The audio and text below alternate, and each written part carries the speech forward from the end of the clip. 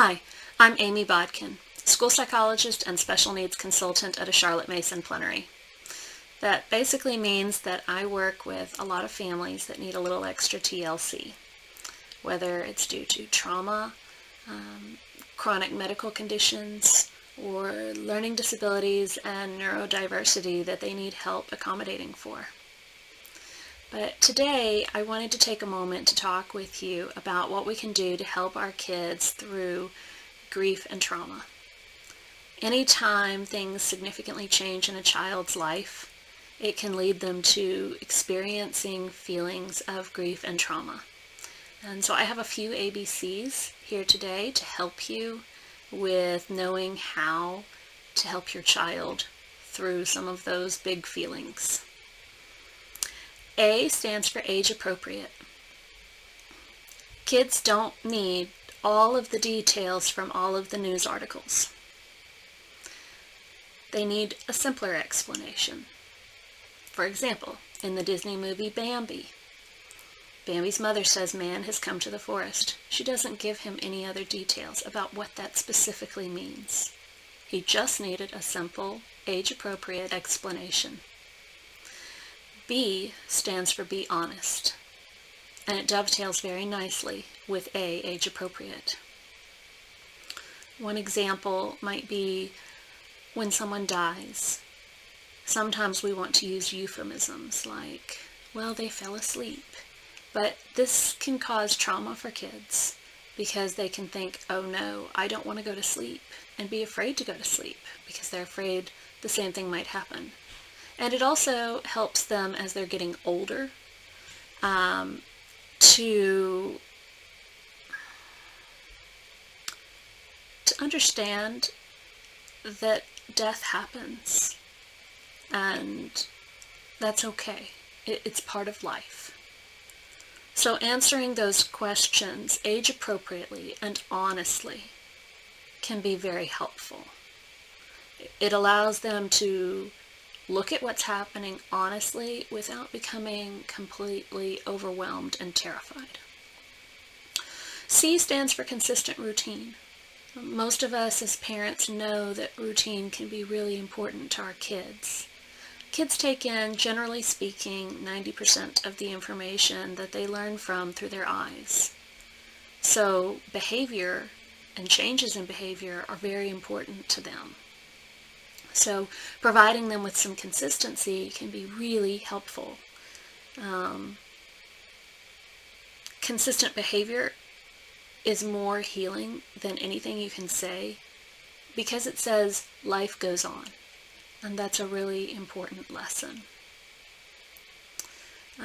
With kids, this can look like bedtimes, rules, routines. Another thing that continues is also learning. Structured learning doesn't usually tend to be as helpful with kids who've been in trauma or are in trauma. We can't stop learning. And so you need things that will feed the child's spirit. So stories that make your soul sing or bind up a broken heart. Music that has been composed to soothe. Or even art that brings beauty to your world. So think about the kind of atmosphere your child has. Is that atmosphere soothing the child's spirit, feeding that spirit, and helping the child grow through difficult situations? If you need some resources, we have a free emergency crisis curriculum over at the Charlotte Mason Plenary's website. It has lots of wonderful stories and books that you can find online. D stands for delete visual media. As I said earlier, kids take in, generally speaking, 90% of the information that they learn from through their eyes. And even as late as 12 years old, kids can sometimes be confused about what's real versus what's not real. And some of that has to do with taking information in so strongly visually. And visual media can be very overwhelming because we've gotten so good at providing realistic images through a screen that it can feel real, and even when it's completely not real. That's why IMAX movies are so popular. You go in and you kind of feel like you're part of it. So you do want to limit visual media, but you don't want to take away favorite TV shows or favorite video games unless it's causing a problem. You want to make sure that the information that they're getting is coming from people who care about them, who are taking that time to have a conversation with them and to relate to them, instead of getting a barrage of images that's put out through so many of our visual media outlets. Okay, E is the most important and the last one, and it comes in 3 parts. The first part is express your love to your child. When our children feel loved, they feel secure. And they especially need that when going through any kind of a crisis. It's critical. E also stands for express your goodness.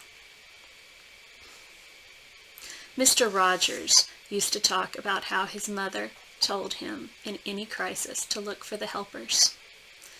But it's a little more than that, isn't it? Don't just look for the helpers, be the helpers. When we express our goodness, we send more light and love out into the world. And you never know what kind of ripples those acts of goodness may cause. And finally, E is also for express your faith. In times of crisis, kids can really need some type of a spiritual anchor in the world. Now, if you're a religious person, probably the most important thing to remember is that behavior is more important than words. So, help kids practice your faith with you, or live out your faith in front of them. But that's going to help more than any lesson or reading or sermon. If you are not religious, I would consider watching The Power of Myth by Joseph Campbell. He spoke a lot about how we are anchored to our communities, at least we have been for thousands of years, through our mythologies or religions. And the stories help anchor us and help us provide an opportunity to dialogue on ideas that are beyond comprehension, things that we can't grapple with. This is what religion provides to religious people, and it's what all of the world's mythologies have provided to them over thousands of years. So perhaps consider some traditions that could bring some meaning to your family.